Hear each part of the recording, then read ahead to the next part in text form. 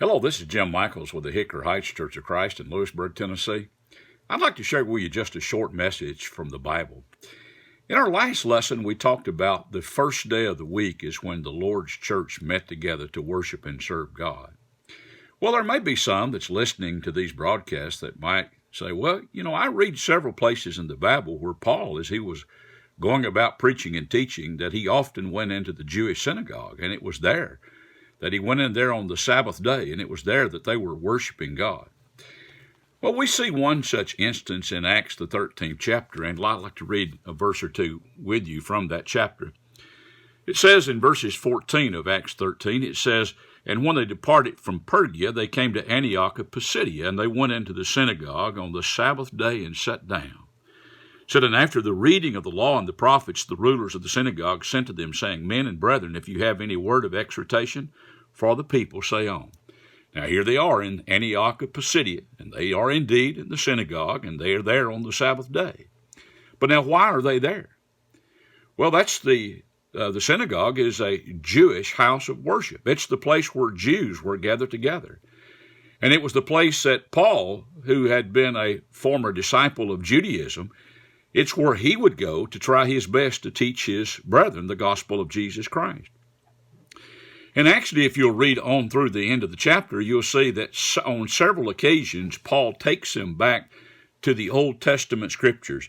He takes them back to Psalms. He takes them to Isaiah, Psalms again. And then he also takes them to Habakkuk, chapter 1 and verses 5.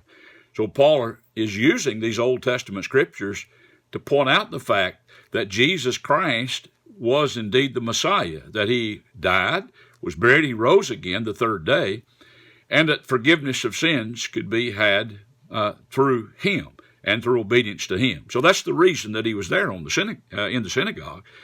He was not there to worship with the New Testament church, and that's not the day that the New Testament church worshiped, because we already noticed that in Acts 20 and verses 7 and 1 Corinthians 16 verses 1 and 2, that they assembled on the first day of the week.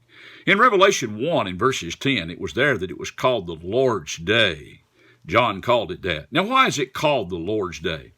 Well, I think there's a good reason why it's called that. One is because that's the day that Christ rose from the dead. And we can see that, for instance, in Mark, the 16th chapter, verses 1 through verses 6. It's also the day that the church was established. We see in Acts, the 2nd chapter, it was on Pentecost when it was established. The word Pentecost meant 50th days after the last Passover. And the Passover was on the Sabbath day, and so that would have been on the first day of the week. And it was the time that the New Testament church met for worship, as we've already noted. And so it's no wonder then that it's called the Lord's Day. And that's the reason that we meet on the first day of the week to worship and serve you. I hope the lesson has been of some benefit to you. Thank you so much for listening.